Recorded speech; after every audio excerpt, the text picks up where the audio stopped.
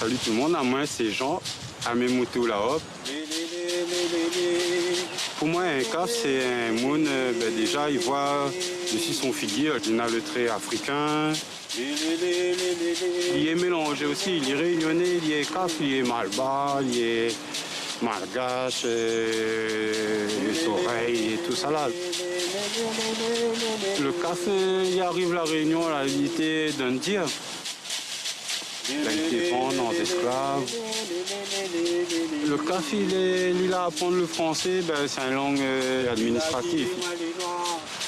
Si je m'allais avec un moun en dehors, il cause français, ma cause est qu'il français. Mais il aime la langue française, mais il aime tout ce que les bonnes poètes français. Moi, il ne fait pas bataille le créole et le français. Les deux sont importants, il fait partie de la vie réunionnaise.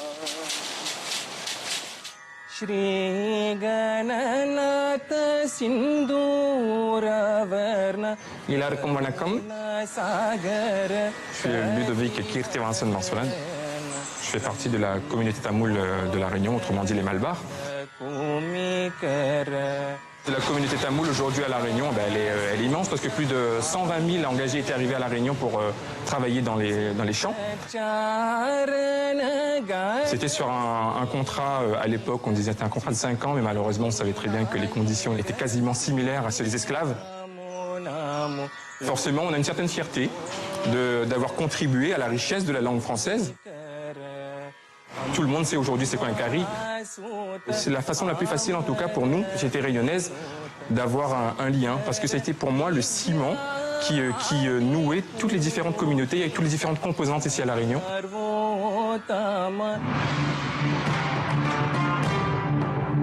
Je m'appelle Edith Wongekam. J'appartiens à la communauté chinoise de La Réunion. Mes parents sont arrivés durant l'entre-deux-guerres, au moment où il y a le plus gros de l'immigration chinoise à La Réunion. À leur arrivée, ils utilisent leur langue maternelle, qui est le Hakka, qui est un des dialectes du Sud. Ils ont commencé par apprendre le créole. Et ensuite, à vrai dire, ce sont les enfants qui ont appris le français. Actuellement, la majorité de la communauté chinoise parle couramment le français, a une bonne maîtrise de la langue, couplée aussi avec l'usage quotidien du créole.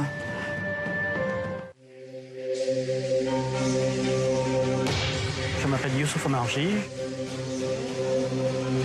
J'appartiens à la communauté indo-musulmane originaire du Gujarat, en Inde. On appelle les indo-musulmans à La Réunion les Arabes, tout simplement de par leur confession, ils sont musulmans. À leur arrivée à l'île de La Réunion, mes ancêtres parlaient, s'exprimaient en gujarati à la maison. L'apprentissage du français s'est établi de manière tout à fait en autodidacte. On parlait naturellement créole quand il le fallait.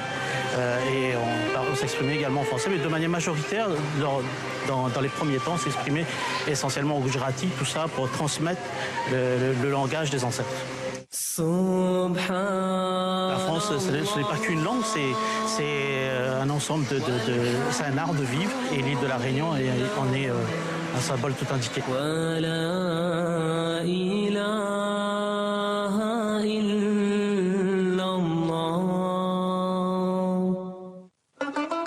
Moi, c'est un yab. Oui, mais c'est un yab, il appelle Angelo. Alors, quand il demande où ça qu'il est un yab, mais pour comprendre ça, il faut qu'on comprenne que yab, c'est le descendant des premiers colons de la Rixa au XVIIe siècle. Yab, c'est aussi les descendants de petits planteurs. Bouc, après l'esclavage, la tombe au cul et il a dû monter sur les hauteurs pour faire un peu la culture de la terre.